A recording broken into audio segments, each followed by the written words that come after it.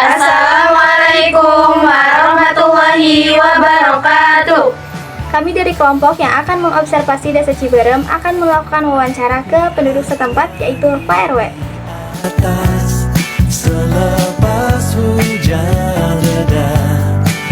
Assalamualaikum Bapak, kami dari SMK 1 Pucak izin untuk mewawancarai terkait Desa Ciberem.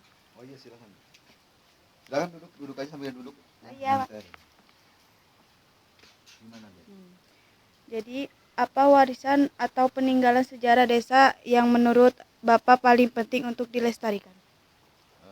Kalau menurut Bapak sih ya, sejarah desa yang sangat tahu gitu kalau bidang keagamaannya nih, itu ada peninggalan atau situs makam yang bersejarah, yaitu Bah Tubagus Andung bin Bah Tubagus Jakar, letaknya di alun-alun di RW 04. Nah, pada saat sekarang juga mungkin hari Jumat nanti mengadakan haul. Jadi masyarakat yang khusus dari Ciberem juga yang dari luar berbondong-bondong mengadakan haul tersebut, ya, mengadakan doa bersama di pemakaman tersebut.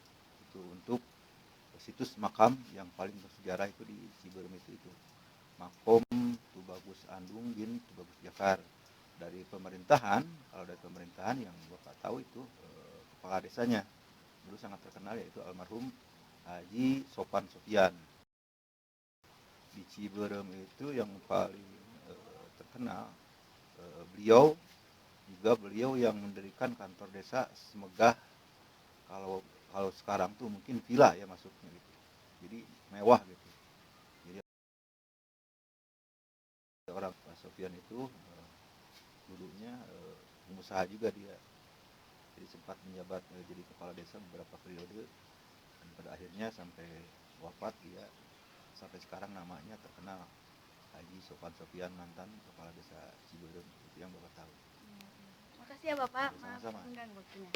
Bapak, siapa tokoh-tokoh penting di balik pendirinya Desa Ciberem atau peristiwa bersejarah di masa lalu? Kalau menurut Bapak sih yang Bapak tahu ya, kalau sejarah desa Ciberem itu tokoh yang paling utama terutama di hal bidang agama itu almarhum Ajengan Arif di Tegal. Sekarang juga dia tokoh paling sebenarnya bukan di Ciberem aja sih, di sampai daerah Bogor mungkin terkenal ya.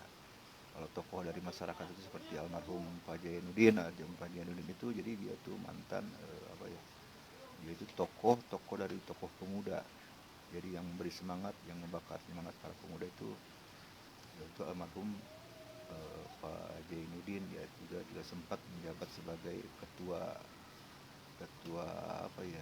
istilahnya keamanan lah di desa Ciberem. Juga Pak Haji Said juga itu pelopor pemuda.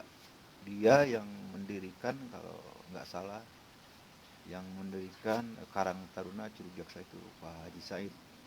Kalau nggak salah orangnya masih ada, dia juga di alun-alun. Kalau Pak Jainuddin di Bapak RW 06, dia almarhum Pak Jainuddin itu. Kalau dalam agama dari Bertegal, yaitu dia Haji Mama Arif.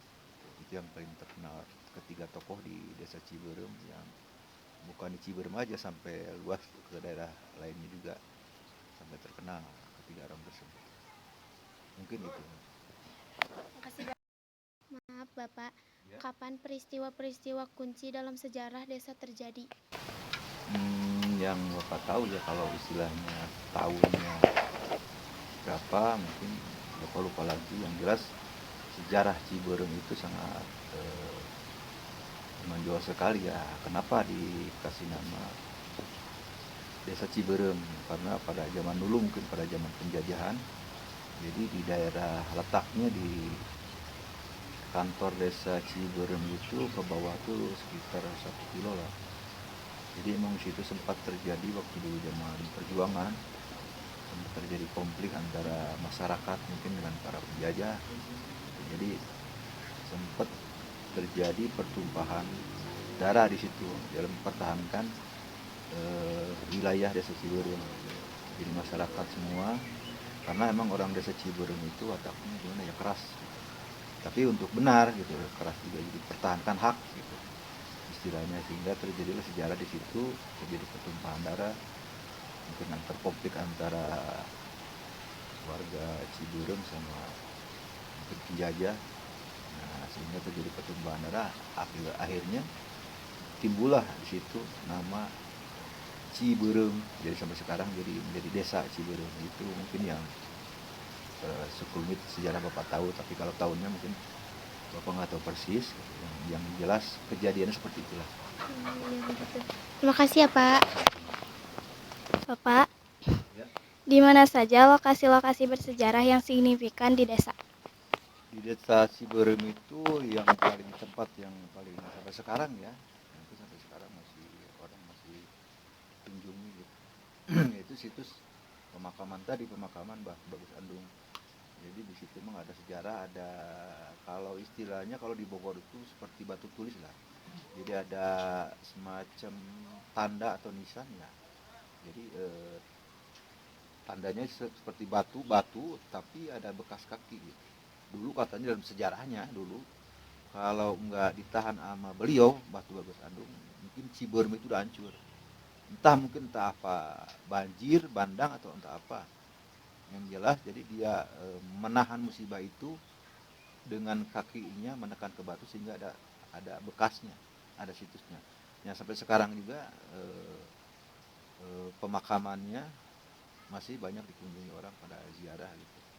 Jadi Pak Bagus Andung itu. Yang kedua kalau di Ciberem paling terkenal itu Curug Jaksa. Curug Jaksa itu dari dulu sampai terkenal. Nah, sampai sekarang namanya ituin dalam gerakan pemuda, itu Karang Taruna Curug Jaksa. Jadi Curug Jaksa itu letaknya sekarang tuh masuk ke lokasi Taman Safari.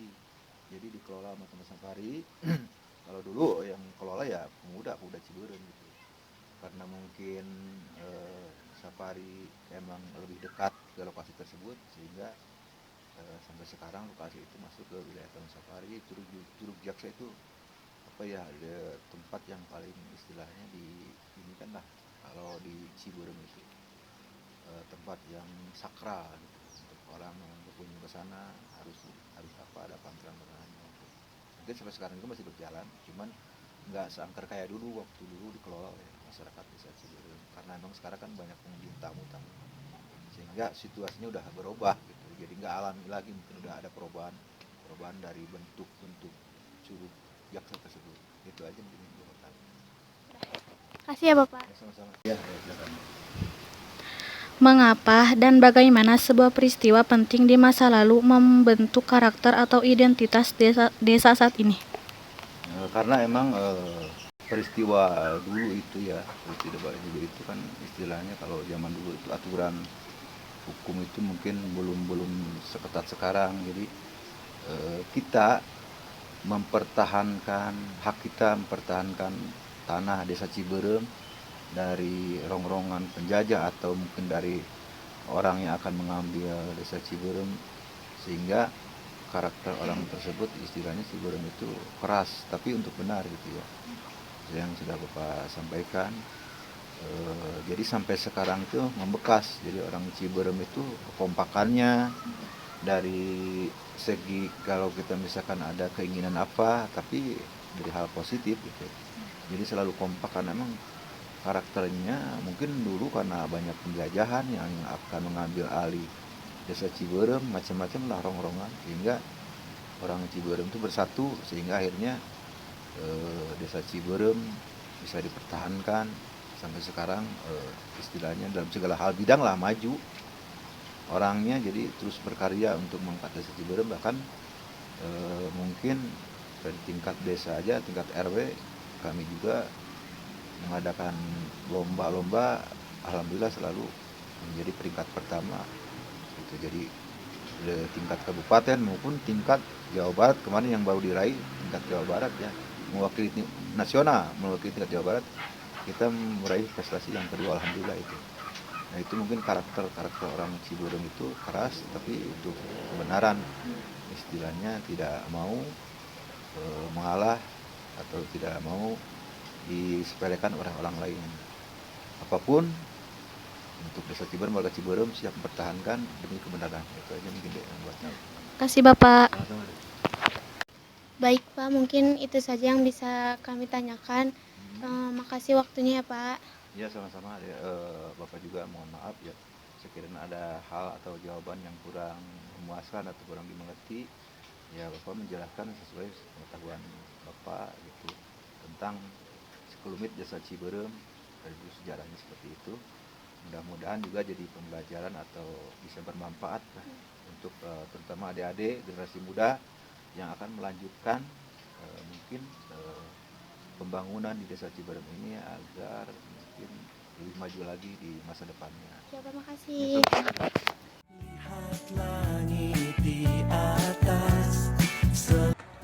Sekian wawancara yang sudah kami lakukan. Terima kasih dan mohon maaf jika ada kekurangan. Wassalamualaikum Waalaikumsalam warahmatullahi